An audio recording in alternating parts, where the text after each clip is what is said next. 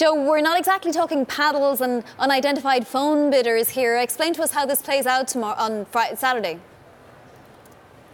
So yes, we could have potentially 3 rounds of bidding on Saturday. So the way it works is the lowest offer has to go first. That would be Fox at the moment. So Fox would be allowed to make a bid for Sky. Remember, they're at £14 per share at the moment.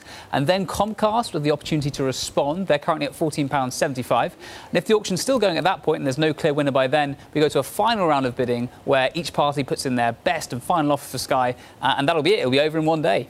And Joe, just paint a picture for us. I mean, does the auction actually occur physically? Are there representatives from each company there who are making these bids? Does it happen over a phone line? How does that all work? So as we understand it, the bids are submitted electronically. So there won't be kind of one room, smoky room where bids are put in like that. No, it'll be done electronically, done remotely. We're still trying to pin down where the parties will be on the day. As we understand it, they could be running it from New York if they wanted to. But they'll likely be in rooms with their bankers, with their lawyers, with their advisors, deciding what those bids are going to be. So yeah, done rather remotely, I think. Will the boards have to give approval each time, Joe? And how many others will have to give approval depending on what price is struck for the bid? And there's such gamesmanship here. You know, how do you know how far you can go without, you know, playing your hand too early?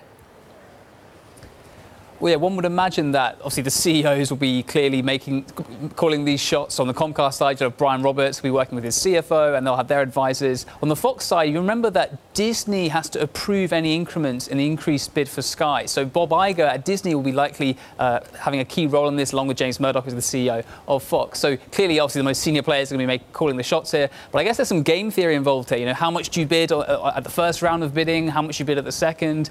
You know, it's all to play for, and there's lots of strategy going into it, and they'll be working that out right now. So as far as we're hearing from analysts and from Bloomberg's own analysis, how are we gaming it out? Who do we think is going to come out on top here?